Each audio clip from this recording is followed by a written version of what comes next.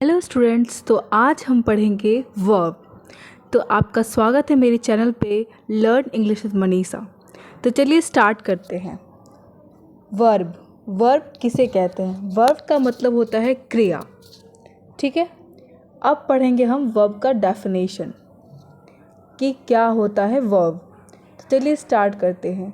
A verb is a word used for saying something about some person or thing, or an verb is a word that states something about a person or a thing. Okay, अब इसके कुछ examples देख लेते हैं। जैसे कि Aditi laughs, the dog is dead, the boys are eating food, Aditya goes to school, the policeman arrested the thief. अब verb होता क्या है वो एक्चुअल में हम हिंदी में इसे समझाते हैं। तो चलिए, वह शब्द जो किसी व्यक्ति या वस्तु के बारे में कुछ कहता है, मतलब ऐसा शब्द जो किसी भी पर्सन, किसी वस्तु के बारे में कुछ कहता हो, उसे क्या कहते हैं? हम वर्ब कहलाता है, उसे हम वर्ब कहते हैं। दूसरे शब्दों में वह शब्द जिससे किसी कार्य के करने या होने का बोध हो, उसे वर्ब कहते हैं। ठीक है, अब ये जो एग्जाम्पल्स हैं, आप कुछ एग्जाम्पल्स को मैं आपको समझाती हूँ। जैसे कि लाफ्स, ये laughs, Aditi laughs, is, are, goes, arrested, ये सारे क्रमशः Aditi, the dog, the boys, Aditya तथा द पुलिसमैन के बारे में कुछ कह रहा है। ठीक है, जैसे कि सेंटेंस में जैसे कि लाफ है, इज़ है, आर है, गोज़ है, अरेस्टेड है, इन शब्दों का प्रयोग यह क्रमशः में हुआ है। जैसे कि Aditi, the dog, the boys, Aditya तथा द पुलिसमैन के बारे में इसमें कुछ कह रहा है, मतलब अतः ये शब्द वर्ब्स कहलाते हैं। ठीक है,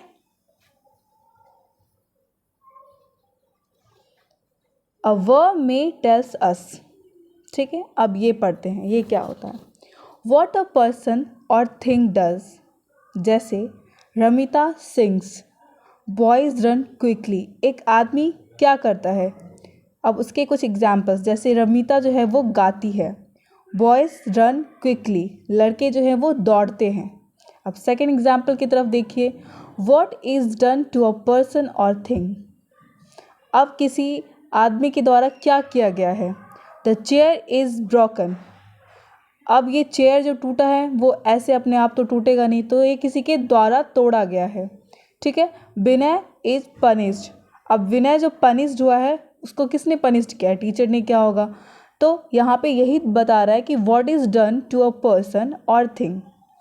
अब थर्ड एग्जाम्पल की तरफ देखते हैं, what a person or thing, जैसे the dog is dead, glass is brittle, what a person or thing is. Okay, तो चलिए आगे बढ़ते हैं। अब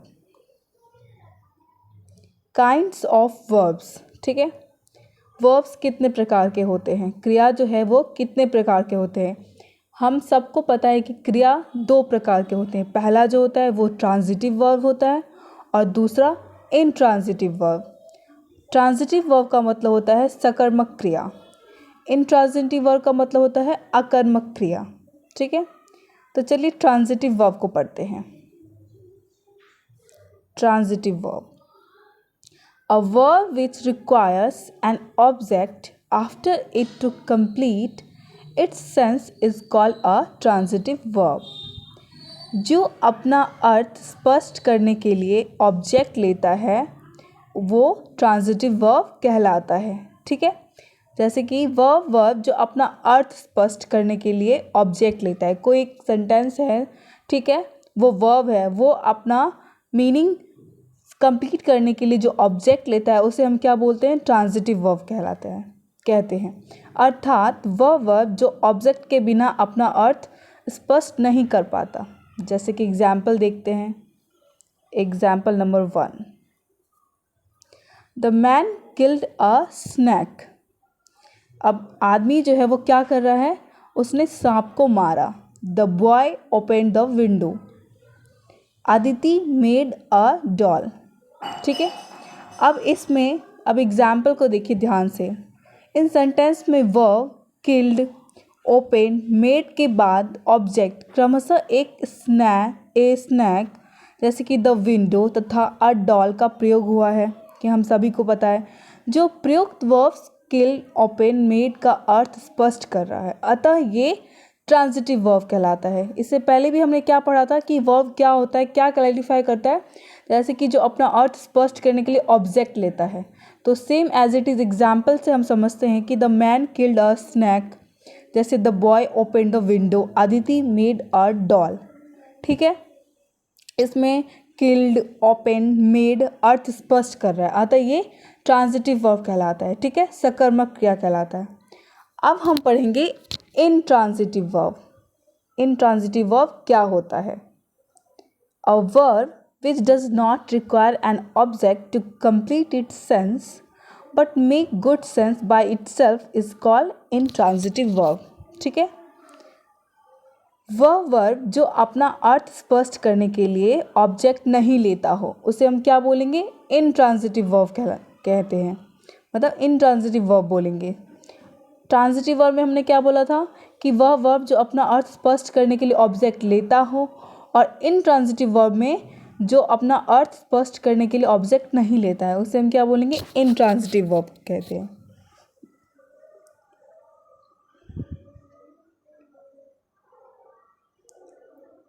अब इसके हिंदी डेफिनेशन पे ध्यान दीजिए।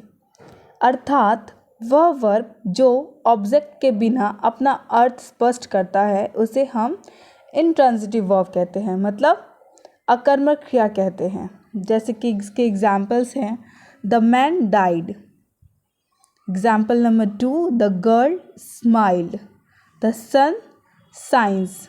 अब चलिए इसके एग्जाम्पल्स पे ध्यान देते हैं। जैसे कि इन सेंटेंस में जैसे वर्ब क्या हुआ? डाइड, स्माइल्ड, साइंस का प्रयोग हुआ है जो ऑब्जेक्ट के बिना ही अपना अर्थ क्लियर कर रहा हो, अतः ये ट्रांजिटिव वर्ब्स कहलाते हैं।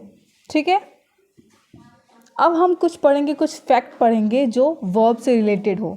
ठीक है, जैसे कि कुछ ट्रांजिटिव वर्ब्स होते हैं जैसे कि give, ask, offer, promise, tell etcetera. ये 2 ऑब्जेक्ट लेते हैं। ठीक है, जिनमें एक इनडायरेक्ट ऑब्जेक्ट होता है और दूसरा क्या होता है? डायरेक्ट ऑब्जेक्ट होता है। जैसे कोई व्यक्ति सूचक शब्द को इनडायरेक्ट ऑब्जेक्ट कहा जाता है तथा व्यक्ति सूचक शब्द को डायरेक्ट सब ऑब्जेक्ट कहा जाता है। इनडायरेक्ट ऑब्जेक्ट का प्रयोग डायरेक्ट ऑब्जेक्ट के पहले होता है। ठीक है, ये हमेशा ध्यान रखिएगा कि डायरेक्ट ऑब्जेक्ट का यूज़ इनडायरेक्ट ऑब्जेक्ट के पहले होता है, अर्थात डायरेक्ट ऑब्जेक्ट का प्रयोग इनडायरेक्ट ऑब्जेक्ट के बाद होता है। ठीक है, तो चलिए इसके कुछ एग्जाम्पल्स देखते हैं। जैसे यहाँ पे सब्जेक्ट है, वर्ब है, इनडायरेक्ट ऑब्जेक्ट है और डायरेक्ट ऑब्जेक्ट है। जैसे कि सब्जेक्ट क्या हुआ? शी, वर्ब क्या हो गया? गैव, इनडायरेक्ट ऑब्जेक्ट क्या हो गया? मी, एंड डायरेक्ट स्पीच क्या हो गया? An apple. ठीक है, सब्जेक्ट क्या हो गया? The teacher, verb told us a story, the teacher told us a story. इसमें द टीचर सब्जेक्ट हो गया, टोल्ड क्या हो गया? वर्ब हो गया हमारा, अस जो हो गया वो इनडायरेक्ट ऑब्जेक्ट हो जाता है, और स्टोरी डायरेक्ट स्पीच हो गया। अब थर्ड देखते क्या है? I offered him some money. I इसमें क्या हो गया? सब्जेक्ट हो गया, ऑफर्ड क्या हो गया? वर्ब, इनडायरेक्ट स्पीच क्या हो गया? ऑब्जेक्ट क्या हो गया? हिम, और डायरेक्ट स्पीच क्या हो गया? Some money. और फोर्थ एग्जाम्पल क्या है? He promised us a holiday. ठीक है, ही क्या हो गया? सब्जेक्ट, प्रॉमिस्ड क्या हो गया? वर्ब हो गया, अस क्या हो गया? इनडायरेक्ट ऑब्जेक्ट, और अ हॉलीडे क्या हो गया? Direct object. ठीक है, अब जैसे इसमें क्या है? She asked me it's price. ठीक है, उसने मुझसे पूछा इसका प्राइस क्या है। ठीक है, अब शी क्या हो गया? इसमें अब सब्जेक्ट हो गया, आस्क्ड क्या हो गया? वर्ब हो गया हमारा, मी इनडायरेक्ट ऑब्जेक्ट हो गया, इट्स प्राइस क्या हो गया? डायरेक्ट ऑब्जेक्ट हो गया। अब एग्जाम्पल नंबर 6 से समझते हैं। Will you make me a cup of T, will you make me a cup of T. इसमें विल यू क्या हो गया? सब्जेक्ट, मेक वर्ब हो गया, मी इनडायरेक्ट ऑब्जेक्ट हो गया, और कप ऑफ टी क्या हो गया? डायरेक्ट ऑब्जेक्ट हो गया। तो इज़ दैट क्लियर? ये आई होप कि मैंने जितना आपको समझाया है वो आपको समझ में आया होगा। स्टार्टिंग से समझते हैं कि वर्ब होता क्या है। हम सभी को पता है वह शब्द जो किसी व्यक्ति या वस्तु के बारे में कुछ कहता हो उसे हम वर्ब कहते हैं, ठीक है। और इसके एग्जाम्पल्स भी हमने समझ लिए कि क्या एग्जाम्पल्स होते हैं। तो चलिए, thank you. Please like and subscribe our channel. Thank you.